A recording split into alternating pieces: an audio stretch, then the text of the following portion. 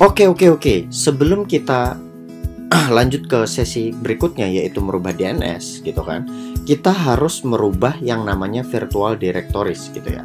Nah, sebenarnya nih gue bisa akses mail.id.my.id karena gue udah setting virtual directories. Kalau misalkan belum, gue pasti masih pakai IP gitu kan. Nah, bagaimana caranya agar kita bisa akses yang namanya mail.idnid.myid gitu kan? Nah, kita masuk ke Exchange Admin Center, kalian bisa ke localhost atau menggunakan alamat IP. Terus habis itu kita ke server, masuk ke virtual directories. Nah, di sini ada banyak nih virtual directories, oke? Yang pertama adalah auto discover. Nah, auto discover ini kita biarin secara default ya, karena ini nggak ada pengaturan dari alamat websitenya itu sendiri gitu kan. Nah, yang kedua adalah ECP. ECP itu Exchange Admin Center-nya itu ya. Nah, di sini kita harus setting internal URL-nya apa dan external URL-nya apa gitu kan. Paling baik adalah dengan menggunakan domain yang sama. Kalau misalkan berbeda itu nanti akan pusing untuk administrasinya gitu ya. Nah, setelah kita copy paste aja nih nilai yang pertama nih kan, kita copy. Terus habis itu kita save ya kan. Terus masuk ke EWS gitu. EWS itu buat exchange ya, Exchange Web Service gitu kan. Nah, di sini kita juga copy, kita pastekan di sini ya. Awalnya itu ya pakai IP gitu. Nah, ini menggunakan domain aja gitu.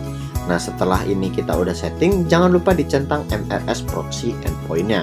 Nah, setelah ini kita udah save, kita masuk ke MAPI, kita lakukan hal yang sama yaitu paste.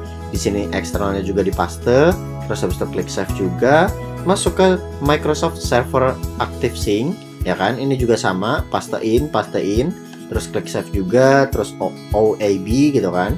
Nah, ini juga sama nih, untuk dipastekan aja gitu kan, value yang kita copy tadi. Terus habis itu kita pindah ke OA. Nah, kalau OA ini yang paling penting, karena setiap user itu untuk buka Outlook itu pasti membukanya di OA atau Outlook Web Apps, oke? Nah, ini kalau misalkan kalian udah paste juga sama, kita save. Dan terakhir itu PowerShell.